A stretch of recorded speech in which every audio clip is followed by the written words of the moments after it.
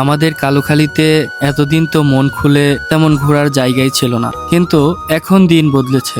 এই দেখুন, প্রকৃতি আর মানুষের হাতের ছোঁয়ায় সেজে ওঠা এক অসাধারণ নতুন পর্যটক কেন্দ্র। এই জায়গাটা এখন সত্যি নতুন রূপ পেয়েছে। রাস্তার পাশ দিয়ে বয়ে যাওয়া উজ্জ্বল লাল রঙের বেড়া দূর থেকেই মন কেড়ে নেয়। মনে হবে যেন এক উৎসবের আমেজ লেগে আছে চারদিকে। এই পথ দিয়েই আমরা এগিয়ে যাব সামনের সুন্দর লাল সেতুর দিকে। এই কুটিরগুলোতে যাওয়ার জন্য তৈরি করা হয়েছে সুন্দর বাঁশের সাঁকো। শুধু হাঁটতেই ভালো লাগবে না, ছবির জন্য নিখুঁত একটা স্পট। আর চারপাশে পানির উপর কচুরিপানার সবুজ বন আর তাতে ফুটে থাকা বেগুনি ফুল প্রকৃতিকে আরো কাছ থেকে নিয়ে আসে। কালুখালীতে এমন একটা পর্যটক কেন্দ্র হওয়ায় আমরা সবাই খুবই খুশি।